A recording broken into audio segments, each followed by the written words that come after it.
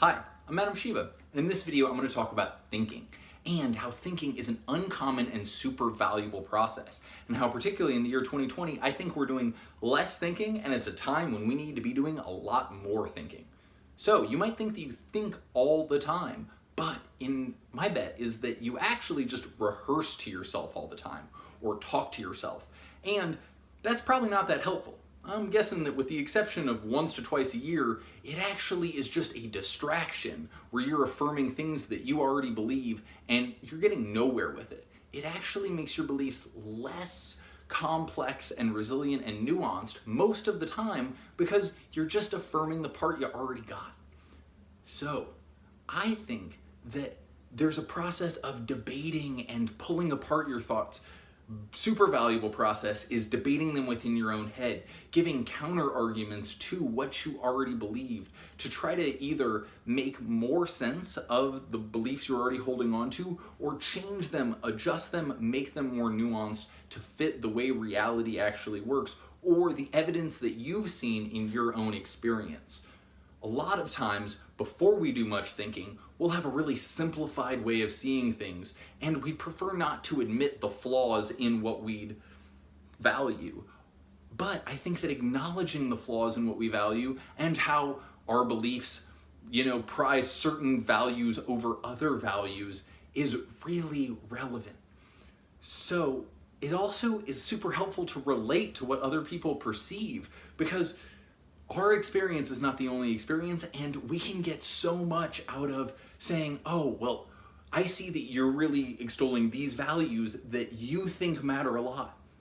A cool example that comes up a lot around me is climate science. For some people, the values of not having a dip in our economy is a core and really important value that they place over potential long-term ecological impacts.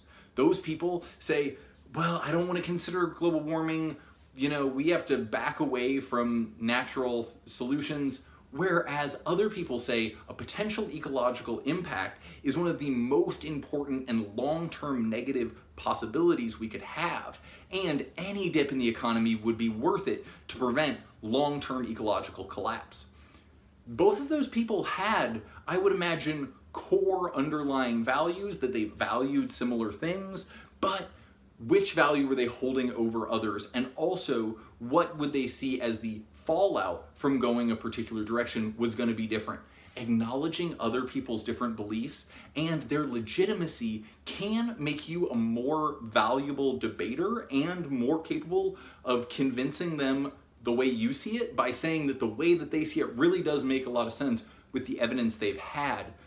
But what we usually do is silo our information. You don't realize that when you Google something, that what you're doing is you're seeking to affirm what you already believed about it. Whereas seeking to actually just understand the whole subject is so valuable. So I think I've seen myself also change my beliefs due to a new piece of evidence. I'll say, yeah, I think this way, this is the way I see it. Particularly in my relationship, often she'll present me one more piece of information, and I'm like, wow. Within 12 hours, I'm like, well, the way I believe on that two-sided thing is now totally on the other side due to that one essential piece of information that I didn't have. I also think it's really helpful to be healthy skepticism. And so seeing that anything that you believed, that it was based on what you knew at the time, and that, no certain concept or certain way of seeing a thing is without flaws, and it's helpful to be able to say, okay, here's the ways that I'd like that to shift, here's that this paradigm maybe has a little bit wrong with it. How can we constantly be refining rather than just doubling down on how right I think I am, which is that dangerous process of just self-referencing. Also, I think that there is some core thing around your beliefs that can be an important part of debate, which is what is true and what is useful. And sometimes we have to limit how much we aim our beliefs at truth when the truth might be really unuseful. For instance, someone really close to me in my life often sees that the world is full of so much destruction, that humans' impact is so negative, and that essentially any place you go out into nature is deeply defiled. They orient their life around this belief of the constant defiling of nature and everything as mostly ruined.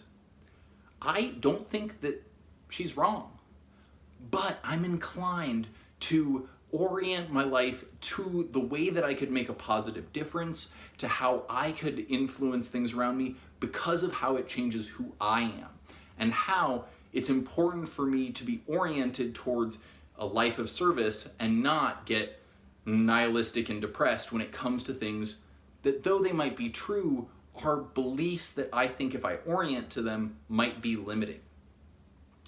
I really hope that this gives you an opportunity to think. I'd love it if you share this with someone you'd think would get something out of it. And thanks so much for listening to me. Love it if you subscribe. Have a great day. And I hope you start thinking.